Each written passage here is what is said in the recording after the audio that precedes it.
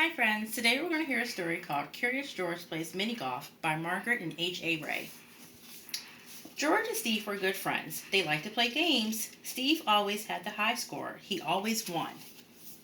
One day, Steve invited George to play mini golf.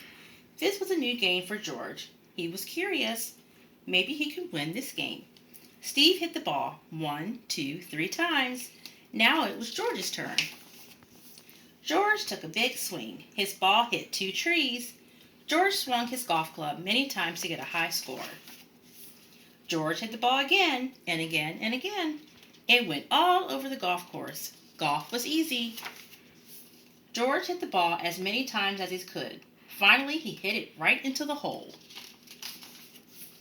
At the end of the game, Steve read the scores. Steve 35, Betsy 58, and George 250. George had the highest score. He was so happy he had won.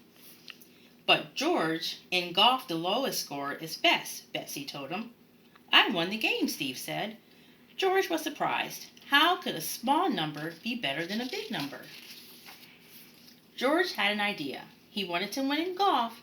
He had to practice. George asked his friends if he could borrow some things from their house. George made a golf course on the roof. A paper towel roll was his club. He blew in one end, air came out the other end. The ball moved. He was ready to play. George invited Steve over. George played first. He blew through the tube and got a hole in one. Steve was next, but it took him 8 tries to get the ball into the hole. Steve counted the points. George had the lowest score. Finally, he was the winner of Monkey Mini Golf. I hope you friends